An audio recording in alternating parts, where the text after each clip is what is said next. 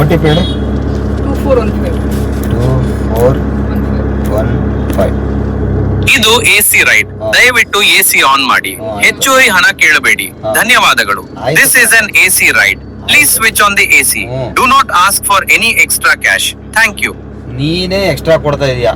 ನೀನು ನನ್ನ ಹತ್ರ ಎಕ್ಸ್ಟ್ರಾ ಏನು ಕೇಳಲಿ? 4 ಕಿಲೋಮೀಟ್ರಿಗೆ 200 ರೂಪಾಯಿ ಕೊಡ್ತಾ ಇದೀಯಾ. 100 ರೂಪಾಯಿ ಆಗೋ ಜಾಗಕ್ಕೆ ನಾನು ಯಾಕೆ ಎಕ್ಸ್ಟ್ರಾ ಕೇಳಿ ಹೇಳು? ಜನಗಳಿಗೆ ಈ ಥರ ಯಾಮಾರಿಸ್ತಾ ಇದೆಯಾ ನೀನು? ನೋಡಿ ಮೇಡಮ್, ಇದು ಸರ್ಕಾರದ ಮೀಟ್ರು. ಇದು ಮೀಟ್ರ್ ಹಾಕ್ತೀನಿ ನೋಡಿ. ಜಸ್ಟ್ 4 ಕಿಲೋಮೀಟ್ರಿಗೆ 100 ರೂಪಾಯಿನೇ ಬಿಲ್ ಬರೋದು. ಇವ್ರು ನಿಮ್ಮ ಹತ್ರ ಇಷ್ಟೊಂದು ದುಡ್ಡು ಚಾರ್ಜ್ ಮಾಡ್ತಾ ಇದ್ದಾರೆ. ಏನು ಹೇಳ್ತೀರಾ ಇಂಥವ್ರಿಗೆ? ಅದ್ರಲ್ಲಿ ಬೇರೆ ಹೇಳ್ತಾನೆ, ಆಫ್ ಮಾಡ್ತೀನಿ.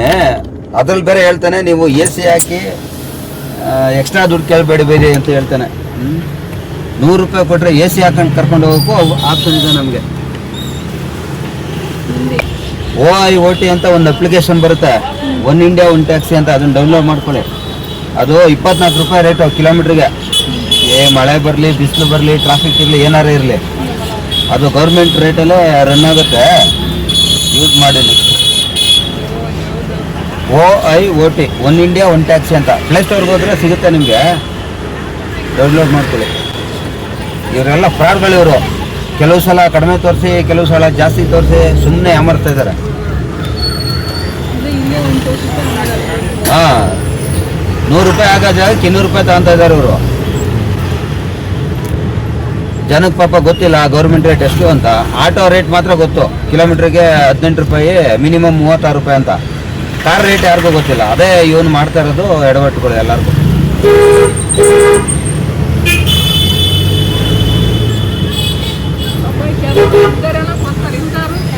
ಹಾಂ, ಇಲ್ದೇ ಇರೋ ಹತ್ರ ಕಿರ್ಕೊಳಕ್ ಮಾಡ್ತಾನಲ್ಲ ಇವನು. ಇರೋದಿಲ್ಲ, ಯಾಕಂದ್ರೆ 100 ರೂಪಾಯಿ ಕಡಿಮೆನೆ ಇರುತ್ತೆ. ಹೌದು, ಬಿಡು ಹೋಗ್ಲಂತ ಕೊಟ್ಬಿಡ್ತಾರೆ. ಅವ್ರ ಎಷ್ಟೆಷ್ಟು ಕಷ್ಟ ಇರ್ತಾವ ಪಾಪ. ಬಿಡು ಯಾವಾಗ ಅಂತ ಬಂದಿರ್ತಾರೆ. ಈಗ ಕಾನೂನು ಹೆಂಗಿದೆ ಅಂದ್ರೆ ಬಡವ್ರಿಗೆ ಶ್ರೀಮಂತರಿಗೆ ಎಲ್ಲರಿಗೂ ಒಂದೇ ಹೇಳಿದ್ದಾರೆ. ಈಗ ಹೋಗೋರು ಬರೋರು ನಾವುಗಳೇನಿರ್ತೀವಿ. ಈಗ ಬರೋರು ನೀವು, ಕರ್ಕೊಂಡು ಹೋಗೋರು ನಾವು. ನಮ್ಮಿಬ್ರು ಅಂಡರ್ಸ್ಟ್ಯಾಂಡಿಂಗ್ ಅಲ್ಲಿ ನಾವು 50 ರೂಪಾಯಿ ಬಿಡ್ಬೋದು, ತಗೋಬೋದು, ಅದು ಬೇರೆ. ಮಿಡ್ಲಲ್ಲಿ ಇವರು ಮಧ್ಯದಲ್ಲಿರೋರು, ಕಾನೂನಿಗೂ ನಮಗೂ ಮಧ್ಯದಲ್ಲಿ ಇವರು ತಂದಾಕ ಕೆಲಸ ಮಾಡ್ತಾರೆ. ಇವರು ಏನ್ ಮಾಡೋದು ಇವ್ರಿಗೆ?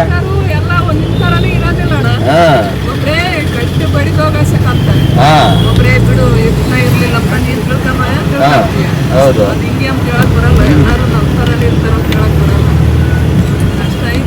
ಜನನು ಸ್ವಲ್ಪ ತಪ್ಪಾಗಿದ್ದಾರಮ್ಮ. ಈಗ ನೋಡಿ, ಆಟೋದವ್ರಿಗೆ ಮೀಟರ್ ಹಾಕು ಅಂತ ಹೇಳ್ತಾರೆ, ಕಾರ್ನವ್ರಿಗೆ ಮೀಟರ್ ಹಾಕ್ತೀವಿ ಅಂದ್ರೆ ಇಲ್ಲ ನಂಗೆ ಬಿಲ್ ಅದು ಯಾವಾಗ ಒಂದ್ಸಲ ಕಡಿಮೆ ತೋರಿಸಿರ್ತಾನಲ್ಲ, ನಾ ಅದರಲ್ಲೇ ಬರ್ತೀನಿ ಅಂತಾರೆ.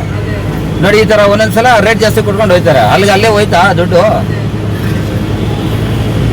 ಅದಕ್ಕೆ ಅಂತ ಅಪ್ಲಿಕೇಶನ್ ಯೂಸ್ ಮಾಡೋದನ್ನೇ ಬಿಟ್ಬಿಟ್ರೆ ಎಲ್ಲ ಶುರು ಹೋಗುತ್ತೆ. ಸರ್ಕಾರ ಏನೋ ರೇಟ್ ಫಿಕ್ಸ್ ಮಾಡ್ಬಿಡ್ತು, ಆದರೆ ಒಳಗಡೆನೆ ಇಟ್ಕೊಂಡ್ಬಿಟ್ಟ ಪೇಪರ್ನ. ಅದನ್ನ TV ಗಳಲ್ಲಿ, ರೇಡಿಯೋಗಳಲ್ಲಿ, ಪೇಪರ್ಗಳಲ್ಲಿ ಹಾಕ್ಬೇಕಲ್ಲ, ಜನಕ್ಕೆ ಅರ್ಥ ಆಗಂಗೆ ತೋರಿಸ್ಬೇಕಲ್ಲ. ಯಾಕೆ ತೋರಿಸಲ್ಲ ಅಂದರೆ ಈ ಕಂಪ್ನಿಗಳಿದಾವಲ್ಲ, ಇವರೆಲ್ಲರೂ ಅವ್ರಿಗೆ ತಗೊಂಡೋಗಿ ಸೂಟ್ ಕೇಸ್ ಕೊಡ್ತಾ ಇರ್ತಾರೆ. ಅದನ್ನು ತಗೊಂಡು ಮಜಾ ಮಾಡ್ತಾ ಇರ್ತಾರೆ. ಈ ಲೊಕೇಶನ್ ಕರೆಕ್ಟಾಗಿ ಇದೆಯಲ್ಲ ಇದು? ಹಾಂ, ಓಕೆ. ತಿರ್ಗಾ ನೋಡಿ, ಇಲ್ಲಿ 14 ರೂಪಾಯಿ ಎಕ್ಸ್ಟ್ರಾ ಮಾಡ್ದ. 200 ರೂಪಾಯಿ ತೋರಿಸಿತ್ತು ಆಗಲೇ, ಈಗ 14 ಎಕ್ಸ್ಟ್ರಾ ಮಾಡ್ದ. ನೋಡಿ, ನಮ್ಮದು ಗೌರ್ಮೆಂಟ್ ಇಲ್ಲಿ ಇದ್ರೆ ಗೌರ್ಮೆಂಟ್ ನೋಡಿ 122 ರೂಪಾಯಿ ಅಷ್ಟೇ. ನೋಡಿ, ನೆಕ್ಸ್ಟ್ ಯೂಸ್ ಮಾಡುವಾಗ ನಾನು ಹೇಳಿದ್ನಲ್ಲ, ಅದನ್ನು ಯೂಸ್ ಮಾಡಿ. ಇರೋಣ ಆಯಿತು.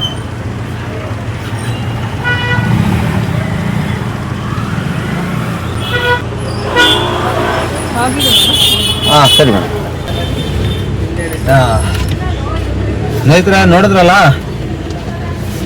ನೀವು ಈ ಥರ ಜಾಸ್ತಿ ಅಮೌಂಟ್ ಯಾವಾಗ ಕಸ್ಟಮರ್ಗಳಿಗೆ ತೋರಿಸಿರ್ತಾನೋ ಅಂಥ ಕಸ್ಟಮರ್ಗೆ ಒಂಚೂರು ಮಾಹಿತಿ ಕೊಡಿ ಸರ್.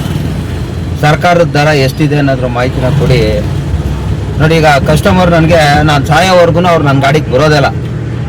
ನೀವು ಯಾರಾದರೂ ಒಬ್ಬರು ನೀವು ಆ ಕಸ್ಟಮರ್ನ ಕರ್ಕೊಂಡು ಹೋಗ್ತೀರಾ ಅಂತ ನನಗೆ ಗೊತ್ತಿದೆ. ಹಂಗೆ ನೀವು ಯಾರಿಗೋ ಒಬ್ರಿಗೆ ಮಾಹಿತಿ ಕೊಟ್ಟರೆ ಆ ಕಸ್ಟಮರ್ ನನಗೆ ಬರ್ಬೋದು. ಸೊ ಇಲ್ಲಿ ಡ್ರೈವರ್ಗಳು 1 ಲಕ್ಷ ಡ್ರೈವರ್ಗಳು ಮಿನಿಮಮ್ ಒಂದು ದಿನಕ್ಕೆ 10 ಜನಕ್ಕೆ ಕೇಳಿದ್ರೆ ಒಬ್ಬೊಬ್ರು 10 ಲಕ್ಷ ಜನಕ್ಕೆ ಕೇಳ್ದಂಗಾಯ್ತು. ಅಂಥದ್ದು ಒಂದು ತಿಂಗಳು ಹೇಳಿದ್ರೆ ಏನಾಗುತ್ತೆ ಹೇಳಿ? ಕಸ್ಟಮರ್ಗಳು ತಾನಾಗೆ ಗಾಡಿಗಳು ಬೇರೆ ಯಾವ್ದ್ರಲ್ಲೂ ಸಿಕ್ಲಿಲ್ಲ ಅಂದಾಗ, ಅದೇ ನೀವೆಲ್ಲ ಏನು ಅಂದ್ರೆ ಜಾಸ್ತಿ ದುಡ್ಡು ಕೊಟ್ಟಿದ ಕಡೆ ಹೋಗ್ತಿರಲ್ಲ, ಹೋಗಿ ಪರವಾಗಿಲ್ಲ, ಆದ್ರೆ ಕಡಿಮೆ ಬರ್ತಾ ಇದೆ ಅಂದಾಗ ಯಾವುದೇ ಕಾರಣಕ್ಕೂ ತಗೊಳಕ್ ಹೋಗ್ಬೇಡಿ. ಅವಾಗ ಏನಾಗುತ್ತೆ, ಜನ ಆಟೋಮೆಟಿಕ್ ಆಗಿ ಆ ಟೈಮಲ್ಲಿ ಇದನ್ನ ಬಳಸ್ತಾರೆ, ಆಗ ಒಂದು ಬಾಡಿಗೆ ಸಿಗುತ್ತೆ. ಸೊ ಅವ್ರಿಗೂ ಅನುಕೂಲ, ನಮಗೂ ಅನುಕೂಲ. ನೋಡಿ ಏನು ಮಾಡ್ತೀರಾ?